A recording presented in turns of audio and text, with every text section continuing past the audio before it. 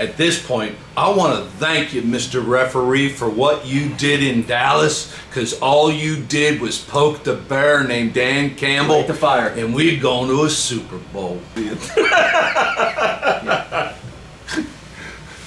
Hello, Lions Nation. It's Tank and Mike for Lions Shock Talk. So we did our job against the Sheep from Los Angeles, man. They look better as a jacket. Now it's on to the Tampa Bay Buccaneers coming up here. You know, so happy for the Lions to get to where they've got under Dan Campbell's leadership. Don't want to get cocky. I think Coach is going to keep them focused on this game. We're starting to get that Super Bowl fever. You can lose a little focus. As we look at our Lions offense going into this week, we are coming off a great performance by the offensive line. We are coming off a great performance by Jared Goff, the offensive coordinator, your receivers group, your running back group. This offense is humming going into the Tampa Bay game. Unfortunately for the Tampa Bay Buccaneers, this may be their swan song. Their defense ranks pretty low in all categories across the board. And my question to you is this, okay? So they're a no-name defense with Tampa. They're a no-name defense. They're going to have to focus on, because they're limited in talent, in taking away one of the major tools of the Lions offense. That's what they're going to have to do. How does Tampa Bay, a bad defense, no-name defense, shut down this Lions offense? Is it possible? Well, first of all, you have to go and look at, this is the playoffs. So the rankings of offense and defense are thrown out. Okay. And they just went out and literally... Okay, name me one superstar in Tampa's defense. Waiting. I've drawn a blank. The middle linebacker, the draft pick. The middle linebacker, he's a stud. I forget his name. Yeah, he's tough. Okay. He makes tackles. You're going to make me go look it up here soon, right? Yeah, you know what I mean. No, they've got some pieces. And the thing is what they did with Todd Bowles last week and what they did to the Philadelphia Eagles and shut down that offense. I think the Eagles did it to themselves. The Eagles did it to themselves. But what they did was they dialed up a lot of pressure. They brought blitzes. Force Jalen Hurts to try and get that ball out of his hand a little early. Those receivers, they got Devontae Smith and A.J. Brown, two studs, okay? Absolute studs. Were they able to get their head around quicker? Yeah, Devontae Smith had some, they had some big plays. But the key is when they bring that pressure, when they bring that extra blitzer, that ball has to come out. What that means is the receivers, they're going to be pressed. They're going to be playing tight coverage. They've got to try to get separation a little earlier. And instead of taking your route to 12, you better break it off at 10.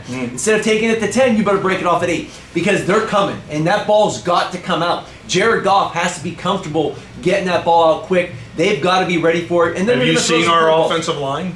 The O-line is great. The O-line is great, and they will have a man for a man, but Tampa likes to bring that extra player, that cover zero blitz, which is very difficult to do with a guy versus a guy like a Jameson Williams. So with his Jets, he burned them the last time on the high corner route, and Goff went deep. They kind of brought pressure. Goff knew it was coming, held on to the last second, put it up, let Jameson Williams go down, bring that big catch in. And then you look at the last time also, Amon-Ra St. Brown, the last time they played, little dig route, breaks it off about 8 yards instead of 10 yards, catches it, and what does Jameson Williams do? He goes down, throws the block, Amon-Ra St. Brown down on the sideline. So that's what the Lions need to continue to do. How's our running game? Get the ball out quick. Get the ball out quick. Hold up. Get the ball out quick. I'm so excited.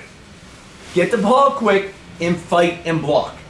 One thing I love about Jameson Williams, he's a #1 draft pick. People talk, he hasn't really panned out as much as they thought he would. He's been injured. He got in trouble with the gambling thing. But when he's there, he has the explosive play ability to take the top of the coverage off. He can blow by anyone, anytime. But the other thing he does is he isn't afraid to fight and block in the run game. And then you go and you got David Montgomery, and you've got who's going to pound it and pound it and pound it. He can make guys miss, and then he can break it. But then you got a guy like Jahmyr Gibbs, and when Jahmyr Gibbs gets on the outside, giddy up. I would love giddy up. This offseason, I would love to see Jamison Williams and Jahmyr Gibbs line up, 100-yard dash. Let's see who's faster between. Because I don't know. For 10 grand. Because both of them, For 10 grand. of them are two of the fastest guys in the league. But Jamison Williams, he will go down and he will block. Amon St. Brown, he will go down and he will block. Sam Laporta, who's got these big mitts and goes out there playing with the big brace on his knee, banged up, hyperextended knee. He's playing. Told you he will play. block. Told Those you guys, he's playing. I'm telling you, if they can get the run game going early, the way they did against the Rams this past week. You know, they had 21 points in the first half. And that second half, they only had 3. They kind of stalled out a little bit offensively. They got a bad call at one point in the third, but they stalled out a little bit. But when they needed it most, They exploded. Jared Goff came through with Amon St. Brown on the pass on the 2nd and 10, got the first down. We can run the clock out. So they have that ability. When the game is on the line, they step it up. How do they get this game going? Get the ball to Montgomery, get the ball to Gibbs, pound it early on, and take a couple shots, go up top. You've got Josh Reynolds, you've got Jamison Williams, you've got Amon St. Brown, you got Sam Laporta, you've got all these guys. And then you've got the tackle eligible as well. They bring in You the had to extra go tackle, there. they You had to pound go it, and those linemen can catch, man. We've seen it. Okay, And had to they're go not there. afraid to pull that Love trigger. it. Well, let me ask you this, Mike. You've played at Ford Field. You know how loud some NFL stadiums, especially the domes, can get. They set a record this past week. They're going to break it. They set a record. They said Detroit is going the crazy. sound decibels was equivalent of like a 747 jet, and that is a huge advantage when you are playing. What does that do to home. you as a quarterback? When you are playing on the road and that stadium is loud, people think it's at the line of scrimmage. It's not just at the line of scrimmage.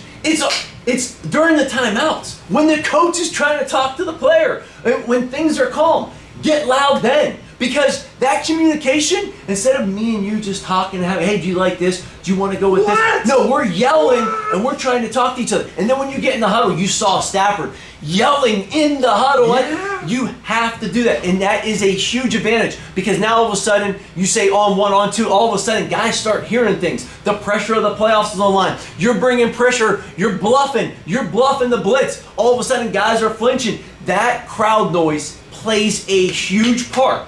And that's why I loved when Tampa won this past week because I was like, yeah, they get another home game. And now it allows the Detroit Come fan on, base. Lions fans. Listen, Let them this hear is it what this we week. waited for. This is what the Detroit 30 years! For 30 years, you guys have been waiting for this. You have to show up Get loud. from the very first kick to the very last snap because they're going to need it the entire game. Just roar, baby. Just roar.